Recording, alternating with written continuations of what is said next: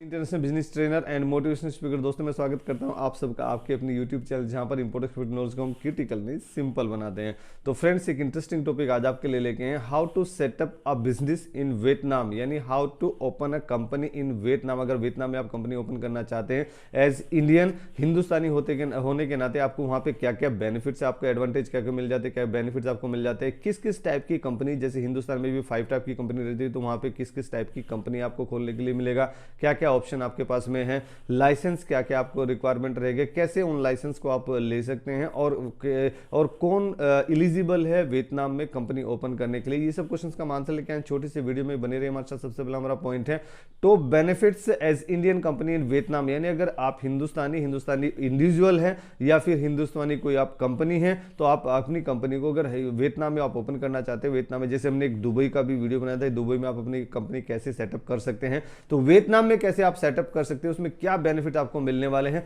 तो देखिए, एक तो एशियन कंट्री है, नियर बाई कंट्री है, तो ज्यादा आपका बार बार आने जाने में भी ज्यादा खर्चा नहीं होगा। तो नियर बाई कंट्री ये एक आपके लिए बेनिफिट हो जाता है। इजी कंपनी सेटअप प्रोसेस, तो इजी कंपनी सेटअप प्रोसेस यहां आपके पास में हो जाता है, यानी बहुत ज्यादा डिफिकल्टीज आपको कंपनी सेटअप में नहीं लगती है।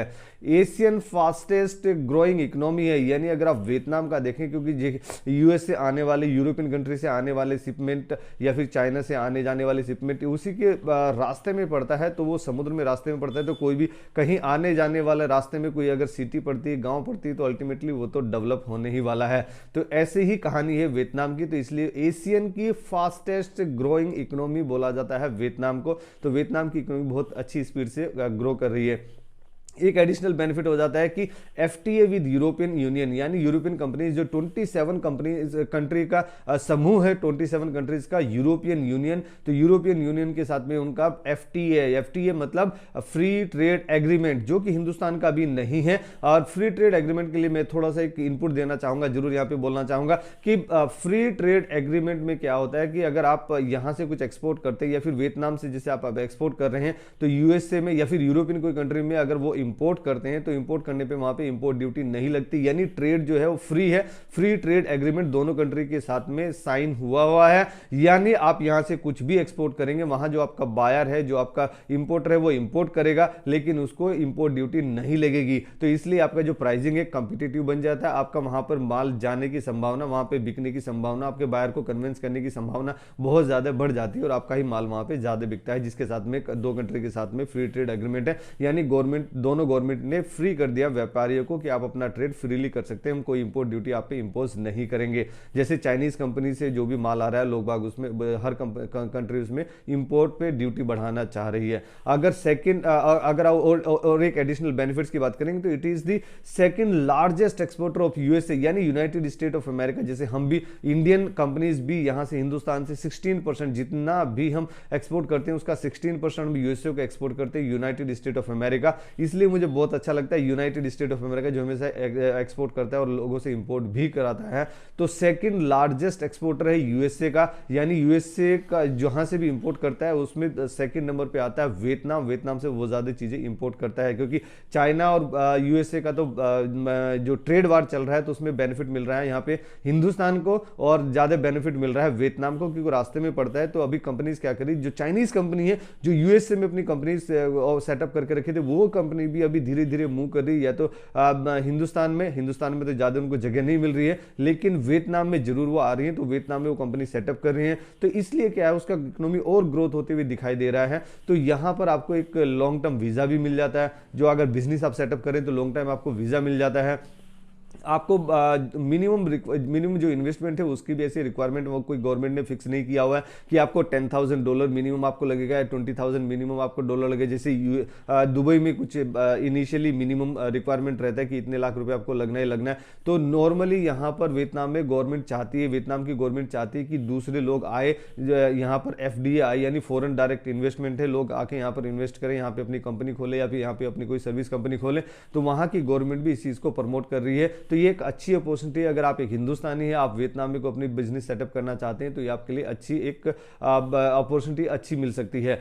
टेम्परेरी आपको रेजिडेंशियल कार्ड वहां पे मिल जाता है। जितने दिन आप वहां पे काम करना चाहते हैं आप वहां पे काम कर सकते हैं। पहले हम एडवाइस करेंगे कि आप वहां पे टूरिस्ट वीजा जाके अपना छोटा मोटा काम वहां पे कर सकते हैं, जो कि आप यहाँ पे रह के भी अपना कर सकते हैं। वहां पे आप जाके अपना काम कीजिए, जो भी आपको फॉर्मेलिटी जाके हम बात करेंगे कि जो फॉर्मेलिटी आपको कंप्लीट करनी है वो सब फॉर्मेलिटी आप वहां पे टूरिस्ट वीजा पे जाके आप कर लीजिए। वहां पे 3 महीने का टूरिस्ट वीजा आपको इजिली मिल जाता है। वाइड रेंज ऑफ प्रोडक्ट आपको वहां मिल जाती है, लेकिन हम रिकमेंड करेंगे, आगे हम बताएंगे कि कौन से प्रोडक्ट में आपको ज्यादा अच्छा बेहतर वहां पे प्रॉफिट मार्जिन आपको मिलने वाला है। अगर वेजेस की बात करें, जो वर्कर मिलते हैं, जो लेबर मिलते हैं, तो वो भी वहां पे चीप लेबर मिल जाते हैं, यानी सस्ते लेबर मिल जाते हैं। जैसे हिंदुस्तान में भी अगर लेबर की बात करें तो लगभग 450-500 रुपए से लेकर 1000 रुपए तक का लेबर आपके पास में इजीली अवेलेबल होता है। भरपूर मात्रा में अच्छी क्वांटिटी में आपके पास में लेबर होता है। अगर 1000 रुपए आप पर डे आप 8 घंटे का दे रहे हैं तो कोई भी आपके साथ में काम करने के लिए रेडी हो जाता है। अच्छी क्वांटिटी में आपको लेबर मिल जाता है, लेबर के लिए बहुत ज्यादा आपको परेशान नहीं होना पड़ता है। और अगर मैं बात करूं लिविंग कॉस्ट, तो लिविंग कॉस्ट थोड़ा सा स्लाइटली ज्यादा है एज कंपेयर टू इंडिया, पर बहुत ज्यादा नहीं है। अगर मैं बात करूं टॉप टाइप ऑफ कंपनी, किस किस टाइप की वहां पे कंपनी आप ओपन कर सकते हैं, तो जैसे इंडिया में भी 5 टाइप की कंपनी रहती है। हमने एक अलग से वीडियो भी बनाया कि किस किस टाइप की कंपनी रहती है, how to open a company in India, और क्या क्या टाइप की कंपनी रहती है। अगर वो आपने देखा तो हमारे चैनल पे जाके वो हमारा वीडियो देख सकते हैं। तो ऐसे ही यहां पर भी एक कंपनी रहती है LLC, जैसे हिंदुस्तान में LLP रहती है, लिमिटेड लाइबिलिटी पार्टनरशिप, तो ऐसे ही वहां पे LLC रहती है, यानी limited liability company. Limited liability company यानी किसी भी एक आदमी की जो लाइबिलिटी है वो लिमिटेड हो जाती है, यानी उसके जो अगर कुछ नुकसान भी होता है तो जिसका पर्सनल एसेट्स है उसमें से गवर्नमेंट कुछ टच नहीं कर सकती है। अगर मैं बात करूं कि LLC के लिए आपको कितने मेंबर्स की जरूरत होती है, तो लगभग 1 मेंबर से लेके 50 मेंबर्स तक इस यहां पर अलाउड है। 1 to 50 1 से लेके 50, 1 से 50 आदमी आपकी कंपनी में रह सकते हैं। 1 to 50 मैन पावर अलाउड है। It is like OPC 1% company in India, तो 1% कंपनी इंडियन है, जैसे उसमें एक सिंगल पर्सन रहता है, सिंगल डायरेक्टर है, तो इसमें भी मोर देन 1 डायरेक्टर की जरूरत नहीं, मोर देन 1 शेयर होल्डर्स की जरूरत नहीं है। तो 100% ओनरशिप एक ही आदमी को दिया जाता है, एक ही कंपनी का एक ही ओनर होता है। मतलब इसमें लोकल पार्टनर के साथ में आपको पार्टनरशिप करनी है, वैसा इसमें बिल्कुल नहीं है। एक ही आदमी, जैसे हिंदुस्तान में 1% कंपनी एक कंपनी ओपन कर सकता है, उसका 100% ओनरशिप उसी का रहेगा। तो ऐसे ही जो LLC है, लिमिटेड लाइबिलिटी कंपनी, वहां पे ज्यादा चलती है, वहां पे लोग बाग लिमिटेड लाइबिलिटी कंपनी ही ज्यादा ओपन करते हैं।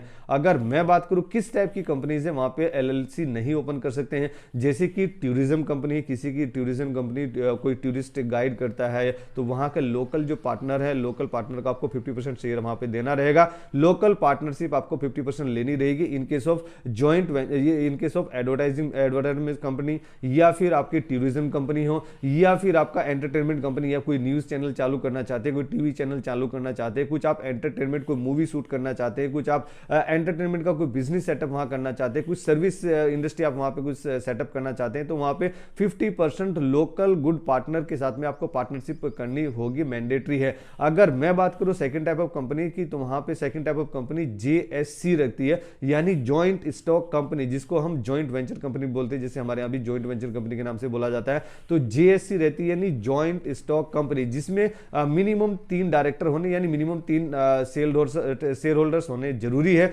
जैसे हिंदुस्तान में अगर प्राइवेट लिमिटेड आप कंपनी ओपन कर रहे हैं तो उसमें मिनिमम 2 डायरेक्टर होना जरूरी है। 2 डायरेक्टर के बिना आप प्राइवेट लिमिटेड कंपनी हिंदुस्तान में नहीं चालू कर सकते हैं। इसलिए इसी की तरह वहां पे भी 3 डायरेक्टर यानी 3 शेयर होल्डर्स होना जरूरी है, और लोकल पार्टनरशिप आपकी वहां पर होनी जरूरी है JSC के केस में। अगर मैं बात करूं, ये दो टाइप की कंपनी वहां ज्यादा चलती है। LLC वहां पे बहुत ज्यादा चलती है, मतलब मोर देन 80% लोग LLC में ही जाते हैं। उसके अलावा कुछ ऐसी टाइप ऑफ कंपनी रहती है जो नॉर्मली लोगों को नहीं मालूम, जैसे रिप्रेजेंटेटिव ऑफिस इन वियतनाम, यानी आप एक इंडिविजुअल है, आपकी कंपनी यहां पर, जैसे हमारी कंपनी है ग्लोबल एक्सपोर्ट, हमारी हिंदुस्तान में कंपनी है, लेकिन हम अपना ऑफिस खोलना चाहते हैं, तो वहां पे ऑफिस बिना ऑफिस खोले हम यहीं कहीं ऑफिस वहां पे रिप्रेजेंटेटिव ऑफिस वहां पे रख सकते हैं। That is called representative office in Vietnam, यानी मेरी कंपनी यहां रहेगी, मेरे एम्प्लॉय वहां पे रहेंगे, और वहां पे बिना कंपनी सेटअप के, बिना वहां पे खर्चा किए मैं यहां से अपनी कंपनी को ऑपरेट कर सकता हूं।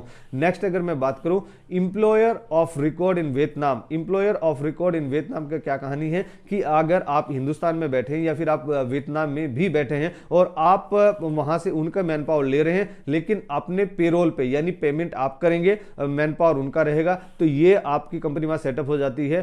Employer of record in Vietnam, एक दूसरे टाइप की आता है importer of record in Vietnam, यानी आप वियतनाम में है, आप कहीं से भी इंपोर्ट करते हैं और आपकी कंपनी हिंदुस्तान में है, तो वो भी बिजनेस सेटअप है, लेकिन इस टाइप के ज्यादा लोगों को नहीं मालूम है। अगर मैं बात करूं is corruption is there in Vietnam, yes corruption is also there, जैसे हिंदुस्तान में भी करप्शन है तो वहां पे भी करप्शन है, लेकिन कंपैरेटिवली थोड़ी कम है और गवर्नमेंट वहां पे सख्त रूल टाइट कर रही है इसके लिए, करप्शन को कम करने के लिए, इसलिए अपॉर्चुनिटी है हिंदुस्तानी कंपनीज के लिए कि वो बिजनेस सेटअप कर सके वियतनाम में।